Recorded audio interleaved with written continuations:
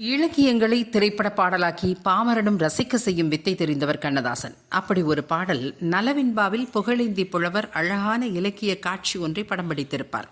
பெண் ஒருத்தி குளத்தினுடைய ஓரத்திலே மலர்ந்திருந்த தாமரை மலரை பறிக்க பூவில் இருந்த வண்டு ஒன்று பறந்து வந்து சட்டென பெண்ணின் முகம் தாமரை மலர் என்று எண்ணி அவள் முகத்தில் அமர அந்த பெண் தன் கையால் பறந்து வந்த வண்டினை தடுக்கிறாள்.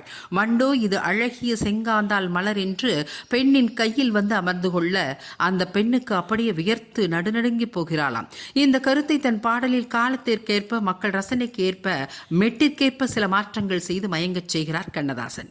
நான் மலரோடு தனியாக ஏனிங்கு நின்றேன் என்று தொடங்கி வண்டொன்று மலரென்று முகத்தோடு மோத நான் வளை கொண்ட கையாலே மெதுவாக மூட என் கருங்கூந்தல் களைந்தோடி மேகங்களாக நான் பயந்தோடி வந்தேன் உன்னிடம் உண்மை கூற என்று சிந்தாமல் சிதறாமல் கவிதை வடித்திருப்பார். ஓடோடி வந்தேன்.